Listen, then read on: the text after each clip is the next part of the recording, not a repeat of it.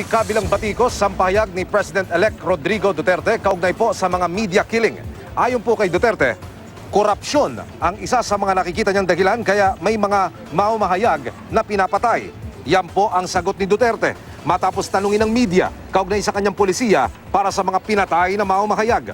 Giit ni Duterte, karamihan sa mga pinapatay na mamamahayag ay corrupt o yung mga tumatanggap ng lagay. Hindi naman daw pinapatay ang mga walang kasalanan.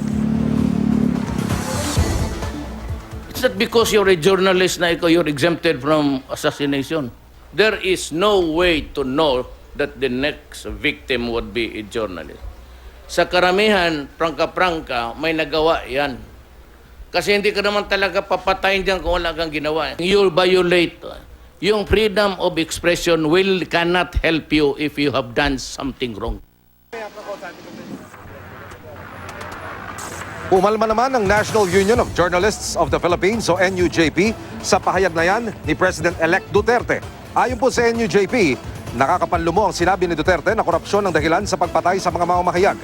Bagamat totoong problema ang korupsyon sa media at posible nga itong maging dahilan ng pagpatay sa kanila, hindi pa rin daw ito sapat na basihan para patayin ang mga journalists. Hindi rin daw biro ang pagpatay at ang pagtalakay sa issue ng press freedom.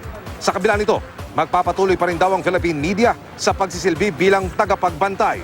Sabi naman ng tagapagsalita ni Duterte na si Peter Lavinia, muli na namang na-misinterpret ang pahayag ng President-elect. Sa kanyang araw kampanya, sinabi ni Digong na gagawa siya ng task force para tugunan ang mga pagpatay sa mga mamamahayag.